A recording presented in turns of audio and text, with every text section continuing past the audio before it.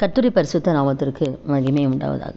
இன்றைய வசனம் ரோமர் 12வது அதிகாரத்தில் கூட 20-21 பார்க்கும் பொழுது, அன்றியும் உன் சத்துரு பசியாய் இருந்தால் அவனுக்கு போஜனம் கொடு, அவன் தாகமாய் இருந்தால் அவனுக்கு பானம் கொடு.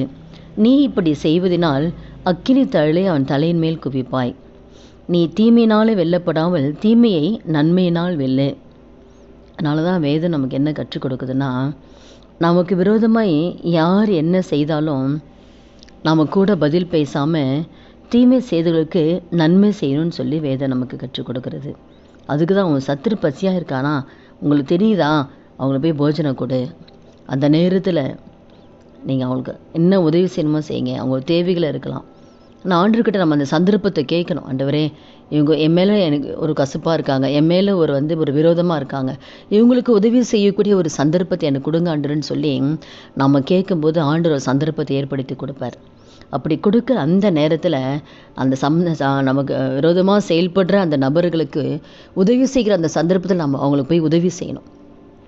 அது ஆண்டுக்கிட்ட நம்மளே கேட்குறோம், அப்படி ஒரு சந்தர்ப்பத்தை கொடுங்கப்பா.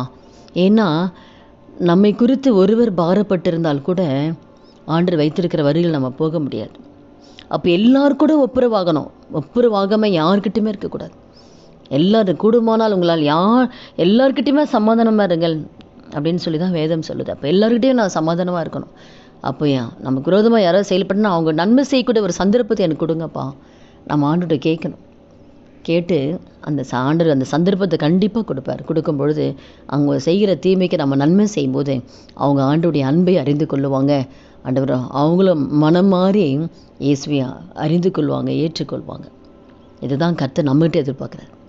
அதனால தான் நமக்கு விரோதமாக சத்துரு எந்தெந்த வகையில் செயல்பட்டாலும், அது யாராக இருக்கட்டும், எந்த வகையில் நமக்கு விரோதமாக செயல்பட்டாலும் அவங்களுக்கு உதவி செய்யுங்க. நம்ம தீமை செய்யக்கூடாது. தீமை செய்யங்களுக்கு தீமை செய்யாமல் அவங்களுக்கு நன்மை செய்து அதை மேற்கொள்ளணும்னு சொல்லி ஆண்டவர் சொல்கிறார். அப்போ ஒரு உண்மையாக நடந்து தான் இந்த கதை.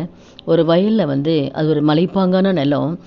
அங்கே அண்ணன் தம்பி 2 பேருமே அந்த நிலத்தை வரப்பை உண்டாக்கி அதில் 2 பேரும் அந்த தண்ணீர் ஊற்றி அந்த நிலத்தில் கஷ்டப்பட்டு அந்த எல்லாத்தையுமே சரி பண்ணுறாங்க. நிலத்தை ஊற்றி அந்த விளையிறதுக்கு. அப்போ எல்லாம் கஷ்டப்பட்டு தண்ணீர் பாய்ச்சி வரும்போது மறுநாள் பார்த்தா தண்ணியே இருக்காது. திரும்பி 2வது வாட்டி அப்படி போல் தண்ணியெல்லாம் ஊற்றி அதெல்லாம் அந்த வரப்பில் எல்லாம் இது பண்ணால் திரும்பி தண்ணியே இருக்காது. அப்போ 3 வாட்டி அப்படியே பண்ணும்போது இது என்ன ஆண்டவரே அப்படின்னு பார்க்கும்போது அங்கே கீழே ஒருத்தர் நிலை வச்சுருக்கிறாரு, ஒருத்தர் கீழே நிலை வச்சுருக்கிறாரு, ஒருத்தர் இருப்பார். அவங்க இயேசுவை அறியாத அவர் இவங்க மேலே இருக்கிற தண்ணி அந்த வரப்பை உடைச்சிட்றாரு. வரப்பை உடைச்ச உடனே அந்த தண்ணி என்ன ஆகுதுன்னா கீழே வந்துடுது, அவங்க நிலத்துக்கு போயிடுது. அப்போ அந்த தண்ணி எல்லாம் கீழே இருக்கிறவங்க நிலத்துக்கு போயிடனால அவங்க தண்ணி ஊற்ற வேண்டிய வேலையே இல்லை.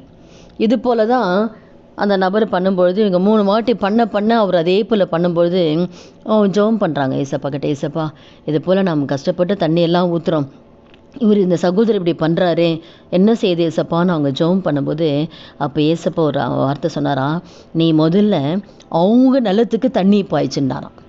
அவங்க நிலத்துக்கு தண்ணி பாய்ச்சிட்டு அதுக்கப்புறம் உன் நிலத்துக்கு தண்ணி பாய்ச்சுன்னு சொல்லி ஆண்டவர் ஆலோசனை கொடுத்தாராம்.